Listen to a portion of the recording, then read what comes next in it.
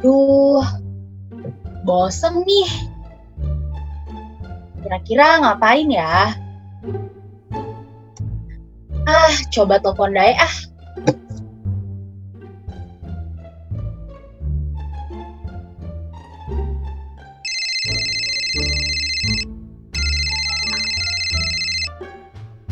Halo, Nom? Halo Dae, lagi ngapain? Nggak lagi ngapa-ngapain nih. Bosen. Sama nih. Kira-kira ngapain ya?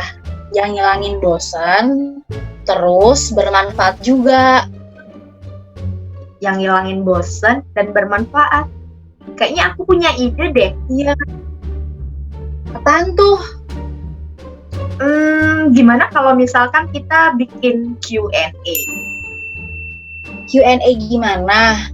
Kan lagi physical distancing. Q&A online aja. Oh, kayak video conference pakai aplikasi Zoom. Nah, benar banget. Tapi tar dulu. Kita Q&A sama siapa, Dae? Gimana kalau misalkan kita ajak teman-teman yang lagi studi di luar negeri? Wah, ide bagus tuh. Selain bisa ngisi waktu luang kita, bisa bermanfaat juga buat kita. Dan kita cari tahu gimana keadaan mereka di saat pandemi ini. Setuju, Dae, setuju. Yuk, langsung aja yuk. Ayo, gas!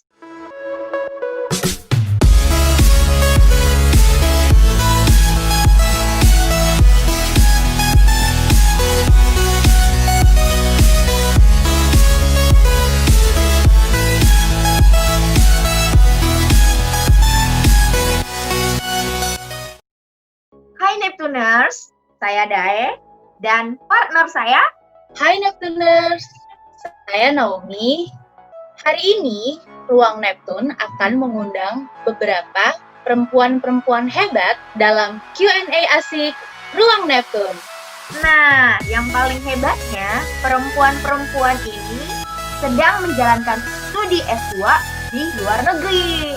Selain itu, yang bikin hebatnya lagi, perempuan-perempuan ini mendapatkan beasiswa secara fully funded loh. Penasaran kan siapa mereka? Yuk kita langsung kenalan sama mereka.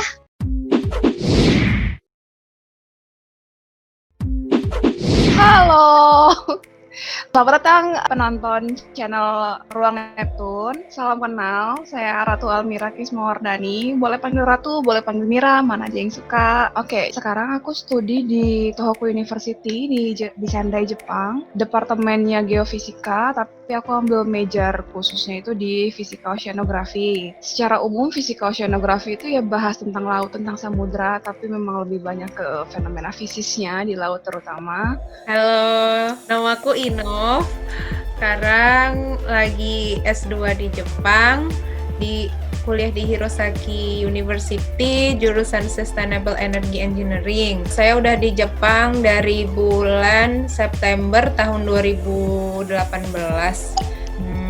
Jayoroshiku onegaishimasu. Perkenalkan, nama saya Yocok Tandrawina. Saat ini saya menempuh S2 jurusan Erasmus Mundus, Joint Master Degree Program. Sebenarnya ini kayak konsorsium, ada 4 universitas, dan di sini saya ambil pathway di 3 universitas utama. Yang pertama di University de Bordeaux, France. Yang kedua di University UPV EHU, Spain. Dan third semester nanti di University de Liège, Belgium. Nah, untuk semester 4 itu tergantung dengan tesis project saya, dan kebetulan di program saya ini Erasmus Mundus Joint Master Degree Marine Environment, jadi sama basicnya tentang marine. Untuk tesisnya ini nanti tergantung, yang penting masih di Eropa, bisa apply di universitas manapun.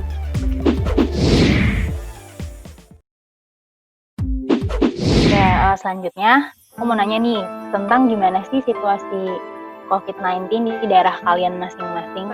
Situasi di sini itu sebenarnya waktu kemarin tuh kita nggak nyangka kalau Spanyol tiba-tiba langsung di nomor posisi kedua.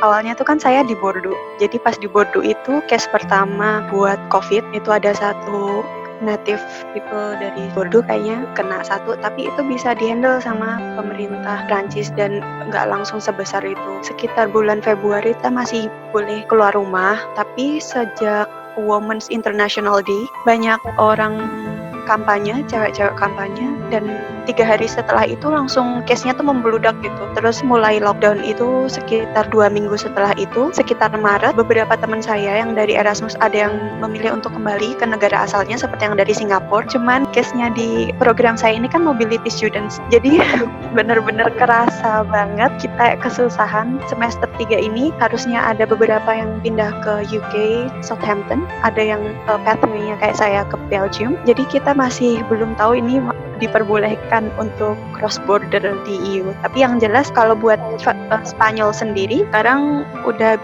bisa keluar rumah dan bisa tanpa masker seperti itu, asal masih physical distance. Situasi COVID-19 di Sendai, Jepang. Untuk sekarang, situasi emergency levelnya udah diturunin dari PM Jepang. Kalau misalnya tingkat universitas, tadinya kan emergensinya di level 4, sekarang kita ada di level 3. Untuk di level 3 itu, untuk kegiatan dalam universitas paling enggak udah boleh dari yang sebelumnya 20% kegiatan di universitas, udah boleh kayak 60-80% udah boleh. Tapi dengan catatan, kalau misalnya untuk ke kampus, cuma boleh 1 orang 1 ke lab. Kalau untuk ruangan kecil gitu, untuk ruangan yang agak gede, boleh 2 orang 1 ruangan. Dengan catatan, setiap ada yang ke dalam ruangan, harus ada pembimbing atau kepala lab untuk jaga-jaga kalau ada insiden darurat di dalam universitas. Kalau di lingkungan tempat tinggal sendiri, aku nggak terlalu keluar banyak sih dari wilayah.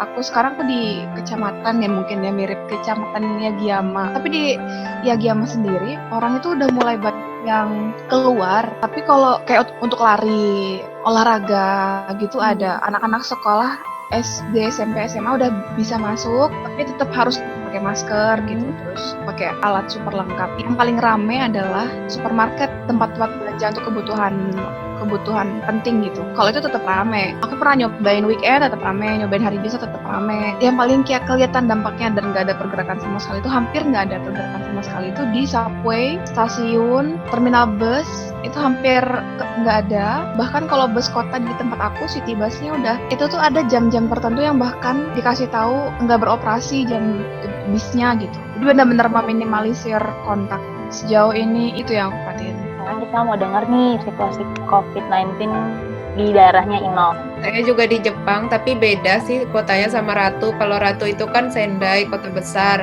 Nah, kalau saya itu di Hirosaki. Hirosaki itu jadi bukan ibu kota provinsi juga, tapi merupakan kota terbesar kedua di provinsi Aomori gitu. Jadi emang kotanya nggak rame-rame banget, tapi sebenarnya Hirosaki itu kota wisata sih. Cuman semenjak adanya COVID, jarang sih ada wisatawan juga gitu. Kemudian sebenarnya di kota Hirosaki itu nggak ada case COVID, alhamdulillah.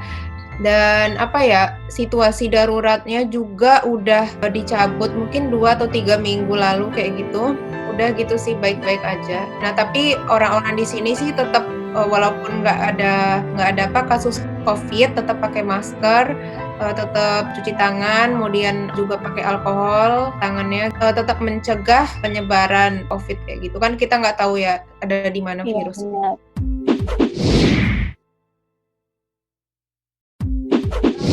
Kita mau tanya, bisa diceritain nggak kenapa ambil beasiswa dan studi tersebut? Ya, alasan kenapa ambil beasiswa dan jurusan ini, karena emang dari S1 dulu udah ada ketertarikan terhadap bidang energi laut kayak gitu.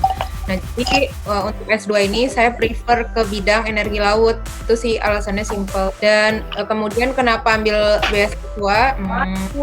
Ya, of course, kalau kuliah di luar negeri biaya sendiri belum mampu.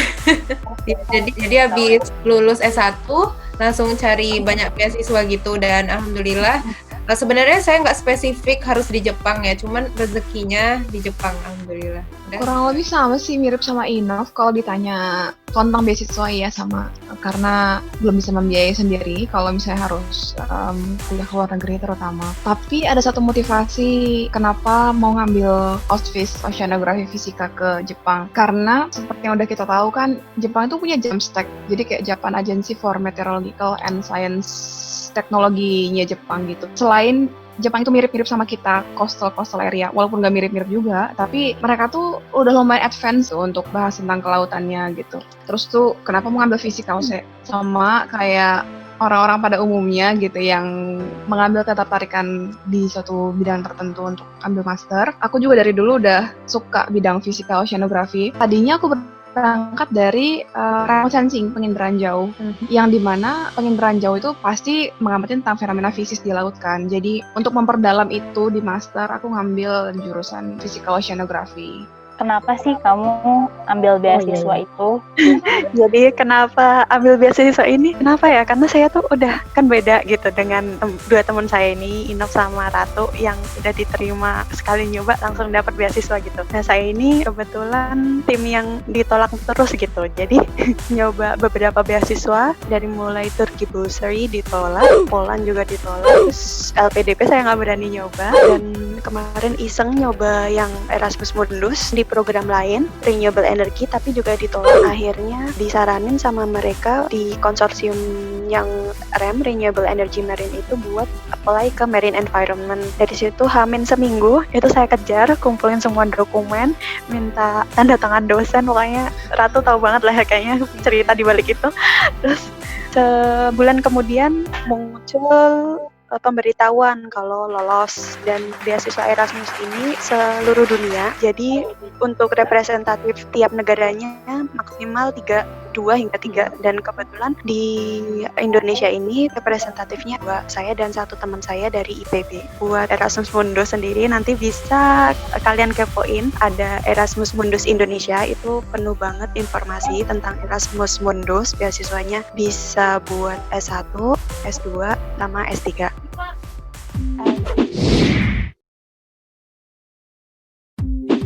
Selanjutnya aku mau nanya nih, kalian tuh sistem beasiswanya gimana sih? Terus dapat beasiswanya tuh dari mana? Semuanya fully funded dan semuanya di cover. Jadi dapat beasiswa waktu kesini, perjalanan kesini bakalan di refund semuanya. Di refundnya kalau misalnya tergantung dari home country-nya. Kalau misalnya semakin jauh semakin banyak.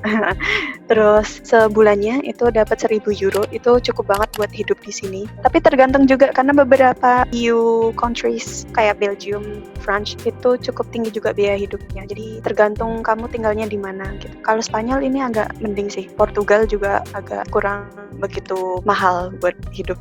Aku dapat beasiswa Max. Beasiswa Max itu fully funded. Jadi dari awal kita dikasih tahu gitu kalau kita berangkat, berarti travel expense berangkat dari home country sampai Jepang. Nanti ketika udah selesai dari Jepang pulang nanti juga ditanggung. Secara umum biaya pendidikan, habis itu kita dapat biaya hidup ya, tapi nggak dirinciin sih biaya hidupnya itu kayak gimana. Tapi kayak langsung bulat aja berapa sih gitu. Terus sama kayak uang saku gitu sesuai daerah aku di Sendai. Untuk tahun aku sistem beasiswa Max itu sekarang agak unik sih karena aku berangkat dari program 5 tahun, jadi dari master ke doktoral. Untuk program master sendiri hanya dibiayai dari Max itu sampai 1,5 tahun kurang lebih. Jadi semester kedua kita harus ngambil beasiswa lain. Kalau misalnya aku sendiri sekarang perkenaannya, aku kurang paham sih sebenarnya kenapa sistem aku beda. Tahun-tahun sebelumnya beasiswa Max itu langsung mengakomodasi dari master ke doktoral. Jadi nggak ada di tengah-tengah putus gitu. Untuk sekarang sih kemungkinan kita untuk nanti ke doktoralnya itu ngapain proposal lagi atau cari beasiswa lain dari master ke doktoralnya untuk pelaksananya gitu. Dari program aku yang 5 tahun ini lolos 2 orang, tapi setiap tahun Max itu biasanya untuk program aku yang Max itu diterima 6 orang. Mekanisme penerimaan beasiswanya bulanan dengan tanggal yang disesuaikan sama pemerintah. Biasanya walaupun beda nama beasiswa tapi sepaham aku sih walaupun beda beasiswa tapi jadwalnya biasanya sama gitu per bulan 1 kali kayak gitu. Iya, jadi di sini di Jepang saya pakai beasiswa Impact Scholarship. Impact Scholarship ini adalah beasiswa yang diberikan dari Impact Scholarship Foundation. Impact Scholarship Foundation itu adalah foundation yang dimiliki oleh Impact Corporation, yaitu perusahaan oil and gas in Japan. Pasti keunggulan beasiswa ini itu fully funded, kecuali cuma visa ke Jepangnya itu yang nggak dibayarin, yang lainnya itu dibayarin semua. Dan meliputi apa aja sih? Yang pertama, Inpex ini memberikan uang saku bulanan sebesar 160.000 yen per bulan. Kemudian selain itu, pada saat baru datang ke Jepang, kita dikasih uang kedatangan sebesar 60.000 yen. Jadi sebelum datang ke Jepang itu kita diberikan fasilitas kursus bahasa Jepang kira-kira sekitar 6 bulan, dan juga setelah datang ke Jepang kita dikasih kursus lagi. Dan selain itu setiap tahun ada tes GLPT ya, tes kemampuan bahasa Jepang, itu kita dikasih fasilitas untuk bisa ikut tes gratis. Nah sebenarnya kita nggak harus lulus tes bahasa Jepang itu, cuman kalau nggak lulus malu juga kan gitu ya. Kemudian yang lainnya, of course, mereka menanggung seluruh biaya kuliah. Kemudian yang selanjutnya itu juga biaya perjalanan dari Jakarta ke Jepang dan juga dari Jepang ke Jakarta pada saat sudah lulus nanti. Nah, selain itu, yang unggul lagi dari beasiswa ini adalah mereka memberikan dana untuk mengikuti kegiatan conference dalam setiap tahun, yaitu sebesar 100.000 yen. Nah, jadi dalam setiap tahun ini kita bisa memanfaatkan dana tersebut untuk mengikuti kegiatan conference di mana, mau di Jepang atau di luar negara juga bisa. Nah, kemudian juga karena orang Jepang ini sangat concern sekali ya terhadap mitigasi bencana kayak gitu. Nah, jadi mereka juga memberikan fasilitas televisi di Apato. Di Apato itu adalah apartemen tempat tinggal. Jadi kalau belum ada TV di apartemen, mereka memberikan TV di apartemen gitu. Tujuannya adalah agar student itu lebih mudah untuk memperoleh informasi. Dan juga di Jepang ini sistemnya kira-kira 1 menit atau setengah menit sebelum terjadinya gempa bumi ada warning dulu. Jadi sebelum terjadi gempa kita bisa keluar rumah dulu. Jadi itu sih penting mitigasi bencana. Aku boleh tahu nggak sih tahapan apa aja sih yang udah kalian lewatin pada saat seleksi beasiswa ini? Iya, jadi tahapannya kalau beasiswa Inpex itu cuma 2. Yang pertama seleksi dokumen, kemudian yang kedua itu adalah interview. Itu aja sih tahapannya kalau Inpex. Iya, 2 aja. Kalau aku tahapan Max kemarin agak panjang dikit. Ada dokumen juga, dokumen clearing, dokumen selesai, habis itu kita wawancara. Habis wawancara kita ada ujian matematika fisika dasar kalau aku kemarin. Jadi sistemnya itu dari panitia bakal menjadwalkan kita ujian Dan dikasih soal dari panitia tentang matematika fisika dasar universitas. Soalnya udah pasti pakai bahasa Inggris. Terus tuh kalau aku kemarin, dan ternyata ini bukan cuma untuk aku doang dari Indonesia, tapi seluruh yang mendaftar program ini, program aku sama beasiswa Max juga harus dikasih tes dulu matematika fisika dasar universitas ini. Caranya kita kayak video call, Skype sama panitia. Habis aku ngerjain soalnya, dan kita boleh buka buku kalau aku kemarin. Jadi aku kemarin tuh nyimpan kayak beberapa buku, kayak kalkulus. Mereka ngeliatin apakah bagaimana kita menggunakan source yang ada itu untuk ngerjain soal.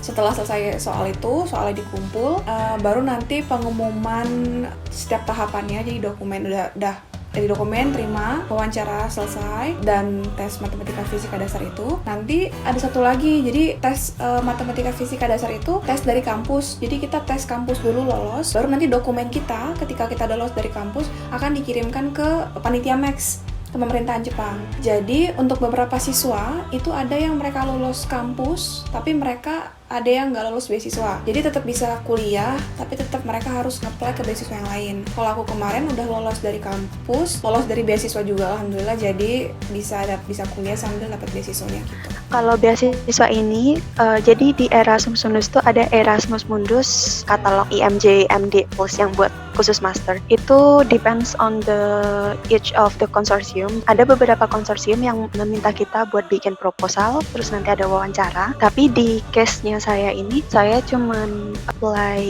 for all the dokumen, jadi dokumennya saya masukin, terus nggak ada wawancara, jadi semuanya pure cuman CV, dokumen, sama motivation letter. Dan kayaknya sih yang jadi kunci lolosnya tuh motivation letter. Jadi motivation letternya ini memang dibuat semenarik mungkin, dan ya CV juga mempengaruhi. Dan kayaknya kalau buat program yang sains itu publikasi jurnal juga, dan karir pernah bekerja juga mempengaruhi.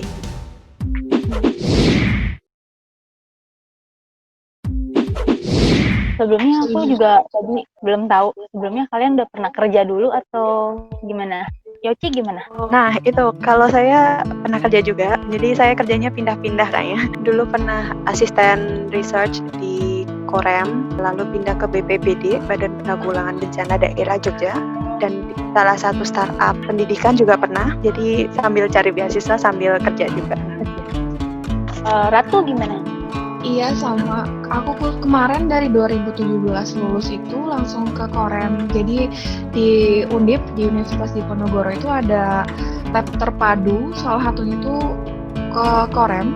Jadi Korem itu salah satu lab yang membawahi bidang mitigasi bencana dan rehabilitasi pesisir.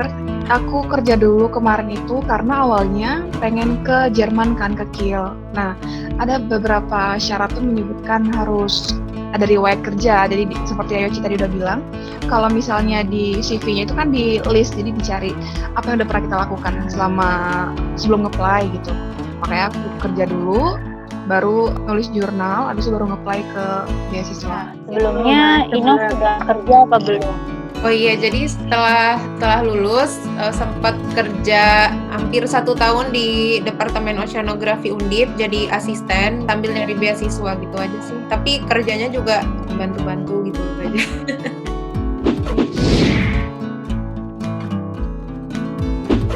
Kan kalau di luar negeri dengan ikutnya beasiswa ini teman-teman berlama nih, pisah dengan orang tua, dengan keluarga. Kira-kira gimana nih dukungan dari keluarga sebelum teman-teman terima beasiswa ini? Oh iya, jadi keluarga alhamdulillah suportif ya. Senang banget sih karena keluarga bisa ngedukung banget. Tentu sebagai sarjana pada umumnya, orang tua pasti pengen kita kerja kan. Tapi orang tua saya nggak ngebatasin setelah lulus itu mau apa, yang pasti dicoba dulu. Kerja kemarin saya coba, terus untuk kuliah juga didukung gitu. Yang pertama kali meyakinkan saya akhirnya mau apply untuk kuliah lagi itu memang surat izin dari orang tua gitu. Jadi begitu mama sama papa bilang, oke, nak berangkat, baru kayak gue usaha nih abis ini gitu, kayak kita aja bener-bener jadi terpacu 2 kali lipat. Kalau driven dari dalam diri kan pasti udah ada, tapi itu dengan adanya dukungan dari orang tua tuh jadi lebih ya udah, ayo kita usaha deh abis ini nyari kuliah lagi gitu. Kalau pacar gimana? Dukung nggak? Gimana ya? Aduh itu ya mau gimana pun karena kita berhubungan karena sudah tahu satu sama lain, jadi sudah tahu cita-cita, jadi pasti udah pasti semua. Juga ambil beasiswa? Tidak. Wah, agak sulit ya ditanya ini. Oke, lanjut ke Ino. Gimana dukungan orang tua sebelum mendapatkan beasiswa? Oh iya, sebenarnya orang tua aku dari aku S1 udah pengen banget aku bisa S2 ke luar negeri, jadi ya dukung banget ya. Jadi emang abis lulus S1, mereka nggak suggest aku nyari kerja sih, emang nyari beasiswa aja gitu. Ya di sana dapat ini nggak? Dapat gebetan nggak? Aduh, pertanyaannya susah ini menjebak. Gimana dong? Apa? Oh, ya doain aja, nggak tahu. Aduh, ini pulang ke Indonesia juga bingung nanti ditanyain umur udah berapa juga. Siap. Oke, langsung Yoci. Yoci gimana? Kalau orang tua saya, itu jujur awalnya drama banget sih, beda sama orang tua lainnya. Jadi kan karena ibu saya juga mungkin kesehatannya kurang begitu bisa stabil, agak maju mundur juga tadinya mau lanjut di luar atau di dalam di UGM pengennya dulu tuh, tapi di akhir-akhir sempet asal nyoba itu Erasmus dan aslinya tadinya kayak udahlah nggak mungkin LPDP aja nggak lolos gitu, terus Poland aja nggak lolos gitu. Masa Erasmus yang kayak ya kan orang Indonesia banyak yang mikir Erasmus susah banget gitu. Dan alhamdulillahnya malah keterima. Jadi mungkin orang tua juga mikir-mikir daripada ini anak di rumah aja kayaknya bikin rame rumah. Udahlah pergi-pergi gitu. Coba aja sekalian main-main gitu walaupun susah belajarnya di sini. Mungkin pas lagi pendidikan di sana nemuin gebetan baru. Mungkin ada kesempatan ya, tapi mohon maaf saya tidak menggunakan kesempatan itu karena jujur buat gini ya, Erasmus tuh kayaknya buat cari jodoh susah karena 6 bulan ke depan harus mikir kamu tinggal di mana, kamu makan segini cukup apa enggak, terus visa itu paling ribet banget, kamu bakalan mikirin resident permit ke sini, negara ke sini, walaupun itu Schengen area tapi kayak kita kadang dibatasin 6 sampai 1 tahun. Dan alhamdulillahnya kemarin sih saya dapat yang bener-bener 2 tahun resident permit carte de séjour di Prancis. Jadi buat mikir kayak gituan mungkin setelah itu sih.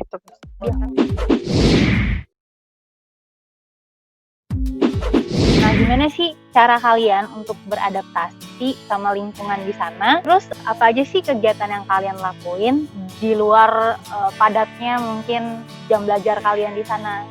Ya, kalau di Erasmus ini sebenarnya dari teori sama praktikalnya menurutku Eropa bagus banget sih, maju banget. Jadi terstruktur semuanya. Cuman jam setelah itu biasanya kita lakuin buat ketemu sama teman-teman PPI kalau ada PPI. Kalau enggak kita ada bahasa, kelas bahasa.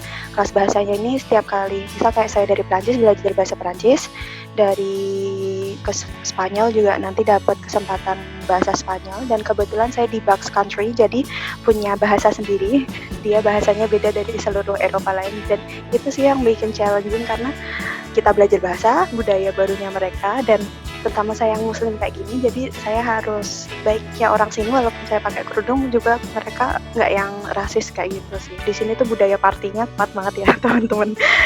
Awalnya kayak kaget, aduh ini masa iya saya kerudungan kebar gitu. Tapi budaya sini tuh ternyata cara mereka bersosialisasi tuh seperti itu gitu. Jadi saya bisa kumpul walaupun saya nggak ikut minum gitu masih bisa, dan itu salah satu cara buat kita makin dekat antar cohort, antar teman, antar senior. Dan di sini non hierarkikal, jadi beda dengan ASEAN lain yang lebih strict. Nah di sini kamu manggil prof tanpa prof aja bisa, manggil langsung nama gitu bisa. Terus mereka kalau email kita nggak paham materi, mereka langsung pas respon sekali. Jadi profesional sih, dan enaknya apapun bisa dilakuin asal belajar juga masih. Jadi ada beberapa hari kita libur gitu, kadang kalau misalnya nggak ada corona nih, teman-teman pada keluar buat keliling Eropa gitu, tapi karena corona kan kita jadi nggak bisa main kemana-mana. Tapi bisa ada di sini ada diving course, ada ski kalau mau ski, terus ada juga macam-macam sih disediakan oleh setiap kampus di sini. Ratu gimana? Menarik. Kalau misalnya dari segi adaptasi yang begitu aku datang ke sini itu dari observasi selama kurang lebih 6 bulan ya. Aku juga belum lama ke sini dan baru datang ke sini sekitar 3-4 bulan ternyata langsung ada corona, jadi belum sempat main-main. Mungkin nanti dari segi socializing mungkin Inef bisa lebih cerita kalau di Jepang itu kayak gimana. Tapi pandangan yang aku lihat ketika kesini pertama kali adalah cocok banget sama kepribadian aku. Jadi sedikit ngebahas sama isu-isu yang lagi hot sekarang tentang introvert sama extrovert gitu ya. Jadi karena kayaknya udah banyak yang tahu sih mungkin untuk yang benar-benar ngedalamin tentang ini.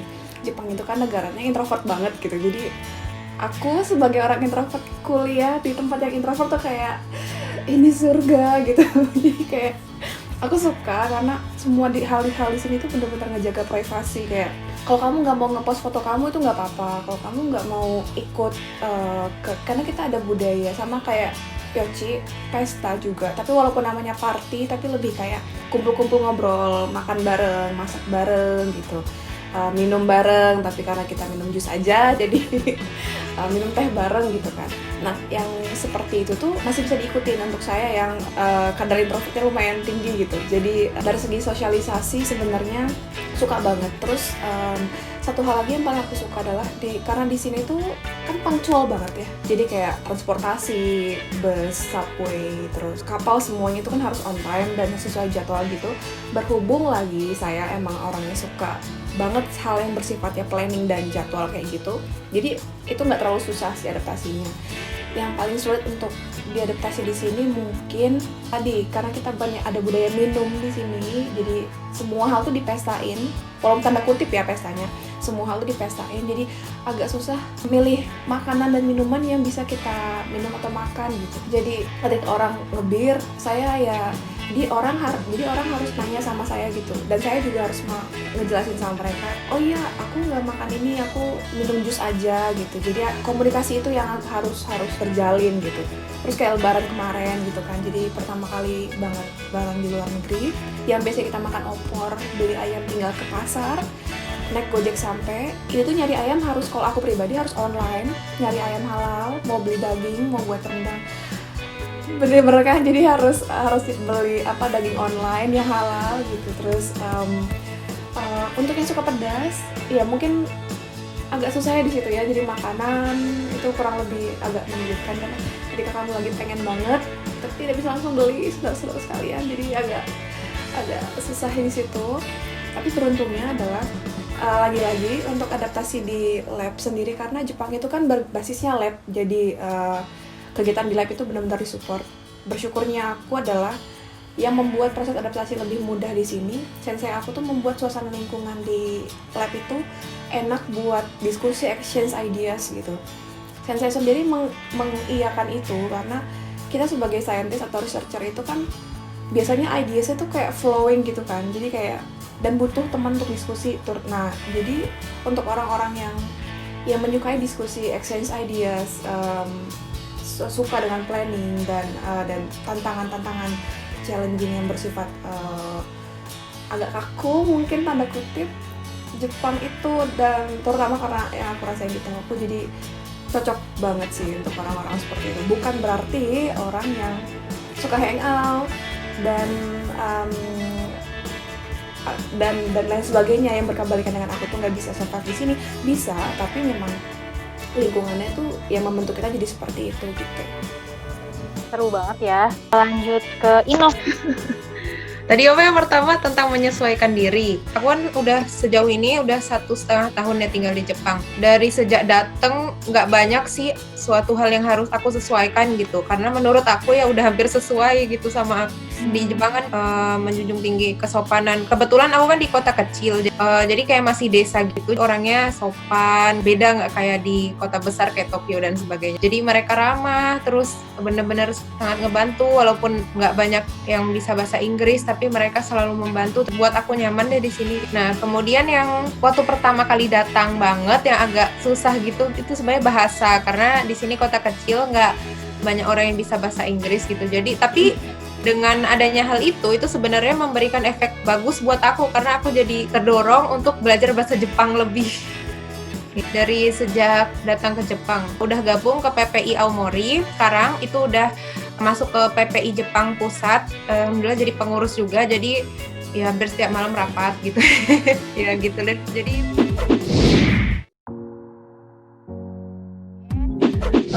Tadi kan kita udah tahu nih kehidupan teman-teman di luar negeri gimana, terus cara adaptasi gimana. Ini aku kembali lagi ke topik beasiswanya. Beasiswa teman-teman tuh ada ininya nggak sih, kontraknya harus selesai on time kah? Apakah teman-teman nggak boleh pulang ke Indonesia sampai studi selesai? Jadi kalau dari Erasmus sendiri itu nggak ada keterikatan kayak LPDP gitu harus balik Indo, nggak juga harus stay di sini. Cuman yang buat tesisnya itu mereka bakalan ngasih dana buat ngerjain tesis itu kalau masih di wilayah EU, European Union. Nah, selain itu mereka bakal cabut atau bakalan cuma ngasih 3 bulan aja. Tapi enaknya di sini tuh bisa kayak join research ya, dan banyak juga research office yang lumayan maju di sini kan, kayak NIOS. Buat anak Erasmus ini bisa manfaatin kesempatan juga buat ngembangin networking from the other.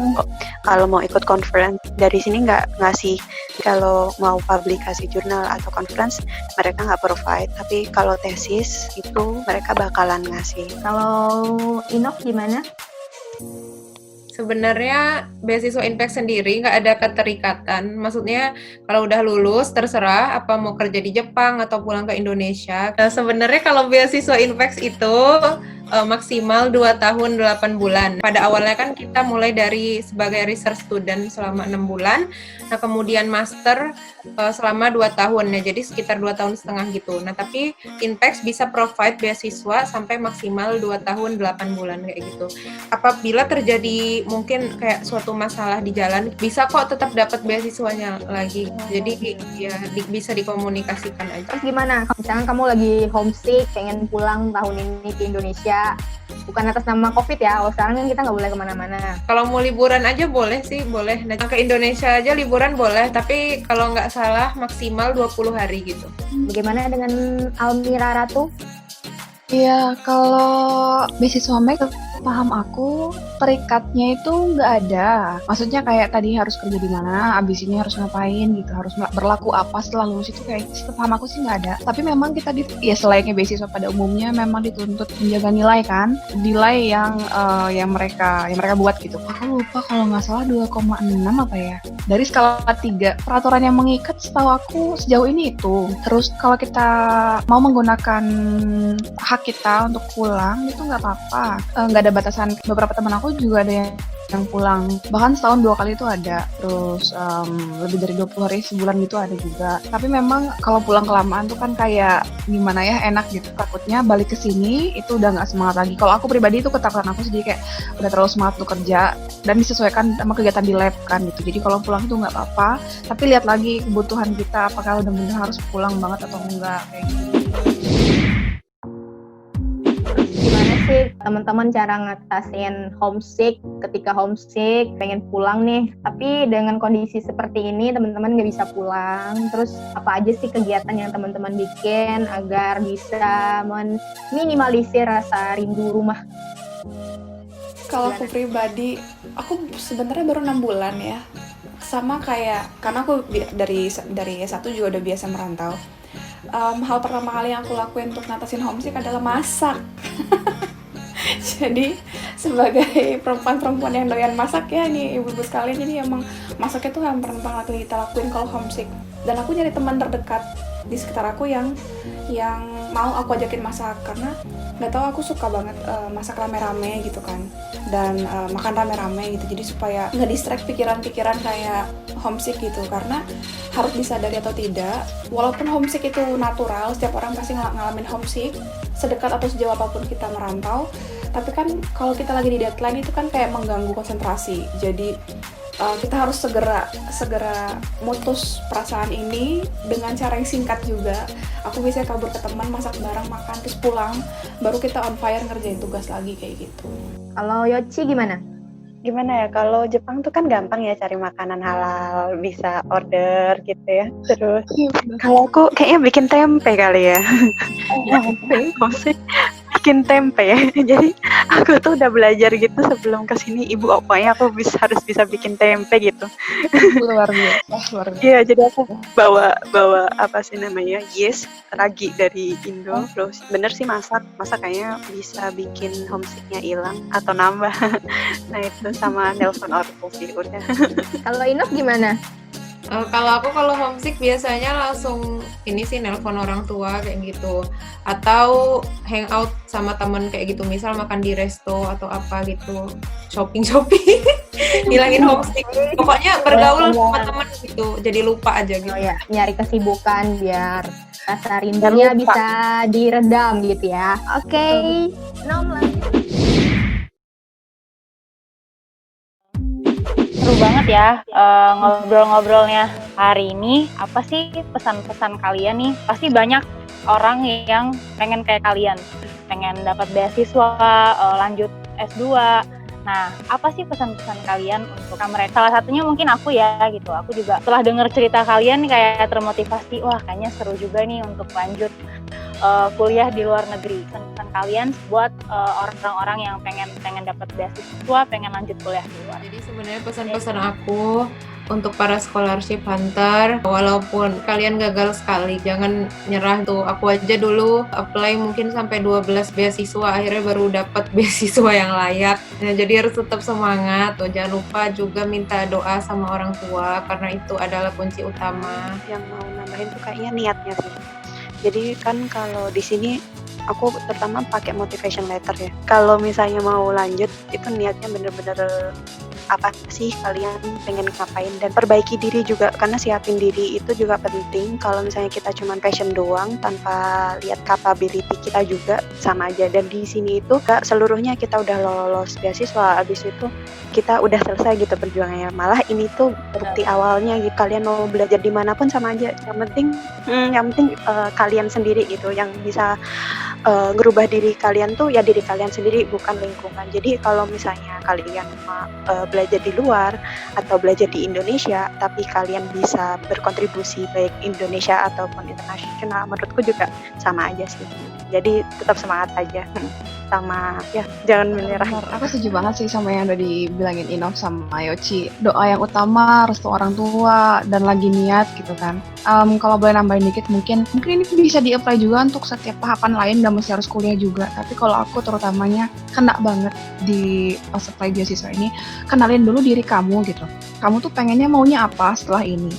Memang kita bisa bicara tentang passion, tapi kalau kita nggak kenal diri kita, ya kan, kalau kita nggak kenal diri kita nggak tahu cara belajar kita kayak gimana gitu, kita tuh bakal cuma ya udah ngelempar aja, pancing ke negara manapun untuk beasiswa gitu. Kalau aku pribadi, aku tahu Jepang bakal cocok sama aku dengan segala yang tadi udah aku jelasin gitu. Jadi aku ketika sampai sini, ketika aku lolos, aku bisa menyesuaikan. Jadi stepnya setelah kita buat persiapan dokumen itu, kita juga harus mikirin kalau kita lulus bakal seperti apa, kalau nggak lulus bakal seperti apa, kalau kita nanti kuliah itu kita bakal seperti apa gitu. Jadi apakah kita kuat dengan sistem yang ada, apakah sistem yang ada sudah memenuhi yang mau kita capai gitu. Lebih take a look deep more into yourself gitu, ke dalam diri kamu sendiri, pemilihan negara, sistem belajar, koneksi dengan sensei gitu, bagaimana kamu bakal behave dengan orang lain gitu. Kemungkinan kayak kalau misalnya saya sendiri, kayak kasus Inov kan, Inov sendiri ya, bisa dibilang di lab dia gitu, saya bakal bersikap seperti apa, kalau misalnya saya rame-rame kayak aku gitu bakal bersikap seperti apa, muslim bakal harus bersikap seperti apa, kalau non muslim bersikap seperti apa gitu. Jadi agak lebih jauh persiapannya selain persiapan fisikal kayak dokumen dan ujian kayak gitu. Sebenarnya channel YouTube Ruang Neptun bagus banget ya, ini harus terus dilanjutkan, semoga bisa terus memberikan manfaat. Di Ruang Neptun ini bagus banget sih tempatnya buat sarana promosi, kolaborasi juga mungkin kedepannya bisa. Jadi keep going on, bener sih. Iya, keep going on. Pasti banget sih, aku senang banget sih ada Ruang Neptun ini. Jadi mau mewadahi diskusi seperti ini gitu, dimulai dari yang terdekat sampai semoga bisa lebih luas. Harapannya jangan berhenti di sini. Pasti orang-orang dengan tujuan yang sama pasti akan berkumpul di satu wadah tujuan yang sama gitu. Jadi ayo kita bareng-bareng memajukan niat kita untuk laut Indonesia. Aku mau ucapin makasih buat Ratu, Ino, sama Yoci yang udah ngeluangin waktunya nih. Pokoknya pesan aku lancar studinya di sana, juga jaga kesehatan, sukses terus. Buat para penonton dulu, jangan lupa buat like channel ini, Komen di bawah ini. Dan subscribe. Dadah. Ya. Bora hair.